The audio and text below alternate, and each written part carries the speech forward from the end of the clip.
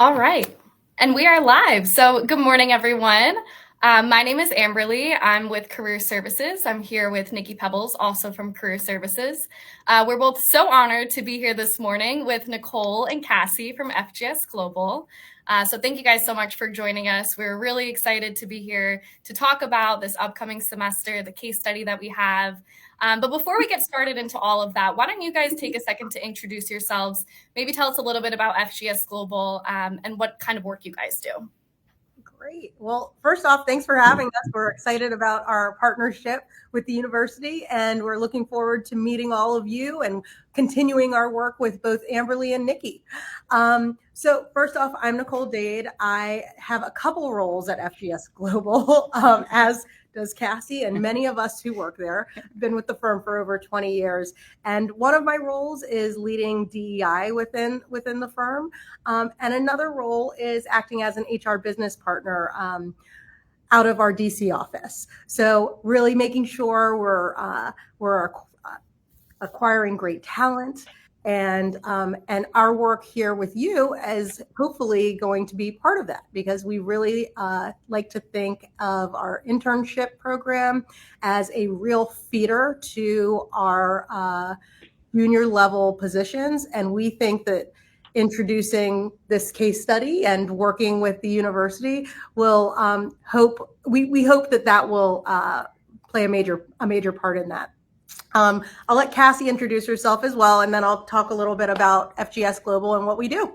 Okay, hello. I am Cassie Jones, as Nicole mentioned. I've been with the firm for about a little bit over 8 years. Been working closely with Nicole for the last 4, working as her partner with some of these lovely things. And I too, like her, and there are a lot of other people, wear many hats. I also work with our North America CEO, and I just do pretty much any and everything. So excited to be here, also with my lovely friend here, Nicole, with Amberly and Nikki, and looking forward to discussing more about this case study. Thanks for having us, too. Of course. Thank you both so much for being here. And Nikki, why don't you go ahead and introduce yourself real quick as well? All right, sounds good. Hi, everyone. My name is Nikki Pebbles. I am one of the assistant directors of career advising here at St. John's University, and I specifically work with marketing, PR, and advertising students, which is right up my alley because I've been in marketing for about 10-ish years. So for me, I just love being able to help students prepare for their next step in their careers. And I'm so excited to be working with FGS Global because I think that this is such a great opportunity for our students. And this case study is something that's so incredible for their resumes. And I work with so many students who come into my office who are like, I need experience and I don't know how to get it. And really being able to work with big companies, right? I think that it becomes like a really great anchor on your resume to be able to work with companies, especially in a project-based setting. So I would love to learn more about the case study and what students can really expect from the experience. Yeah. And either of you can answer. I think first I want to touch base a little bit about what FGS Global is, because I think that probably a lot of folks don't know about us. We're the result of a merger over, I guess that's a period of 5 years now, absolutely, of 3 firms that have all been very specialized in what they do. And so now, as FGS Global, we are the world's leading stakeholder strategy firm in the comms space, okay? We work with clients on a variety of issues, broken down by practice groups such as like crisis comms, transactions, and financial comms, and then especially out of DC, but across all offices, government affairs, policy, and advocacy. And it's really very interesting work. So the groups also work across a lot of different sectors. So it's a good opportunity, especially for folks who are just starting their career, to come into a place like this, who may know what they like or think they know what they like, but get the opportunity to work on a lot of different areas, whether it's financial services, health and wellness, mergers and acquisitions, energy and sustainability, international affairs, food and ag, geopolitical risk, telecom and tech. Like, there is so much that we do. You name it, we work on it. I love that. I didn't even realize how across the board almost every industry you're touching on as far as, the strategic communications. We really are. And we've got 31 offices worldwide, wow. 13 across 13 different countries. Yeah. So we're global. We put the global in FGS. We are There it is. Worldwide, baby. That's US.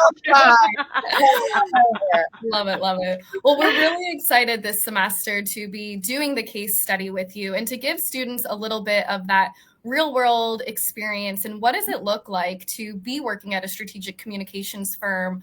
I think it's a really great opportunity for students, like Nikki said, to get that hands-on experience outside of maybe a traditional internship. So can you tell us a little bit about maybe what students can expect if they are going to participate in the case study?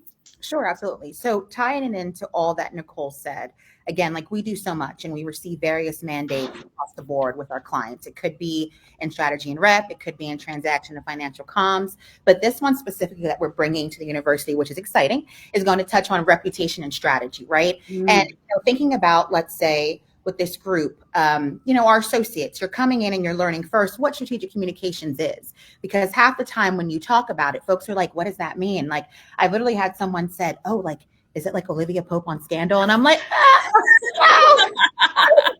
that, but do we have, clients? We absolutely do. So with this case study, it really is about teaching this group kind of what it is that we do, who we are, and how they can take it forward, right? So we're going to focus on strategy and reputation in a high stakes market. And the goal here is like, let's say our client's goals, our imaginary client for this case study, the goal is to launch in the US within the next 6 months or so. And they want to position themselves as a responsible, innovative leader in health tech, which, is cool. It's great. And so what we're asking the students to do is proactively manage concerns around data privacy, AI ethics, which obviously is big, and, wearable health tracking, right? Like we all have usually something, an Apple Watch or an Oura Ring or Fitbit or whatever else there is out there. Even just your phone. Right, your phone, which like tracks your steps and tells you, like it told me yesterday, you didn't close your ring. So so we're helping. We wanted to make this case study seem very real, tying it into the real world and also what we do. And I think what folks can expect is several things, right? I think one, understanding who FGS is and what we can bring to our clients, even potential clients, because less of this is a pitch per se. Two, understanding how to build a reputation positioning plan, right? How should the client be perceived by media, investors, which are big, regulators and consumers, we're talking about health, a message and media framework, what messages should be prioritized through which channels, because as we mentioned with Nikki, social media obviously is huge, right? You have one time, or I should say probably 3 seconds, I think a recent report said, to catch people is eye on Instagram. So we're pretty much taking a holistic look for this imaginary client on how to best help them with positioning, with messaging, the appropriate channels, and also creating a stakeholder engagement plan, which is big too, right? Because which audiences or influencers should we prioritize and how, along with helping with a crisis preparedness element, like identifying 1 or 2 reputational risks and outlining how the client should prepare to respond to them. And then the last piece would be more so like looking and developing a brief launch timeline and touch points, which you would then present to the client to say, hey, listen, if this is a pitch, here's what we could do for you. Here's the proposed timeline. Here's the proposed messaging. And this is something that's what we do every single day, whether it's for a new client, an existing client, going in to do a potential pitch. And I think this is a great holistic view for this group who decides to participate into what strat comms is, again, because it's a very loaded term, and also who we are. And I think it gives a good view into, what they could do with their career and how they could take it various ways. Yeah. I love that. Yeah. So, and as a consumer of the products and the content, really, I guess, that you're working on, I don't realize how much really goes in on the backside and who's doing that. So it's really interesting to see, especially from a student perspective, all of that work that you would do when you're like boots on the ground, for example, in the role. It's really cool. I mean, I'll close this piece with the fact that, when you're behind the scenes of something, you realize more, and I think have an appreciation for other things, for the business and for strategy that you wouldn't have as a consumer if you had no insight.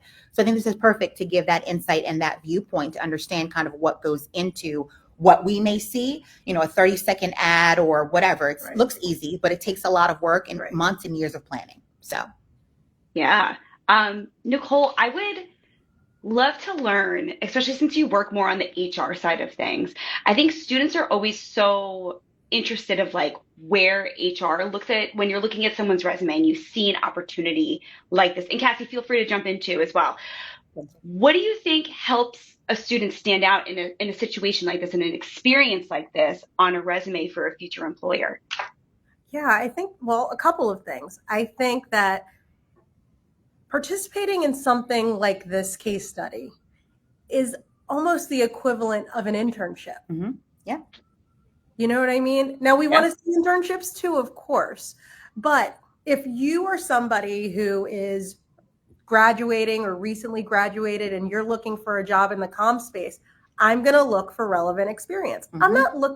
I'm not looking for somebody who is a pro. That comes with time. Mm-hmm. But if it's something you're truly interested in, then I want to see that you've taken steps to kind of experiment in the world, to, you know, learn a little bit more about what a comms firm looks like. You know, what does the work do? So participating in something like a case study would definitely stand out at any resume I look at. Yeah, it's like when you talk about, you know, marketing majors, right, or design majors, and when you're going for an internship, you're expected pretty much to bring like a piece of work. I call it a book of business. That's the corporate lingo, right? And so having that on your resume is like your book of business, to be able to say, hey, not only can I, you know, do what you've asked, I've done it, and here's an example type of thing. And I think this is why I would say to all of you watching, you know, jump in where you can, because, you know, most people don't get this experience or this insight. And I think it could be really beneficial and really helpful to partake in it if you can. Yeah. Take opportunities where you can. Absolutely. You know, because they're not guaranteed, and internships are really competitive too. But, you know, try a little bit of everything while you can. Yep. Absolutely. I love that. That was great advice. And that's something that, I mean, Nikki, you can attest to as an advisor, but that we're telling students all the time. And resume builder doesn't have to be a traditional internship. There could be different avenues and ways that you can get experiential learning and put that on your resume. And it stands out just as strongly as an internship or a job work experience would. Which is exactly the message that we're telling students when we promote the case study. So we're on the same page there. Love it. And now, before we wrap up, I do want to plug that you will be on campus here at St. John's next week. We are very, very, very excited to have you. A big welcome to campus. And we will have the information session for students on October 2nd. So it's going to be during what we have here is Common Hour, so students don't have class. And we're going to have it right here over in Career Services. And it's going to be an opportunity for students to learn more about the case study, talk about the timeline, ask you questions, and really be able to meet you and just get more in depth into the case study and what to expect over the course of the semester. So are there any tips or reasons why you think a student who might be interested, who's listening to this today, should definitely come and attend the information session next week? I mean, here's the first thing I'm going to say. One, it's to meet us because we're fun. We're dynamic duo. I mean, 100%. I can't wait to meet you guys next week. I'm so pumped. I'm so excited. Listen, we're looking for long lines, okay? Come on out. I mean, but in all seriousness, I mean, one, like I've said, like Nicole said, and like the two of you have said, come and talk to us. Even if you don't partake in it, I think one of the things that we talk when we meet with other universities and colleges is explaining networking. That's like so key. Come, it costs nothing, come and pick our brains. We will definitely pick yours. What do you have to lose? Yeah, you have nothing to lose, right? We're coming to you. So, come on. But that's my plug. I would definitely say, why not? Yeah, I mean, I can attest to it. You guys are a dynamic duo. I'm so excited to have you on campus. The whole team's really looking forward to it. And thank you again. This was really great. The message is the same message that we're sharing with students on our side.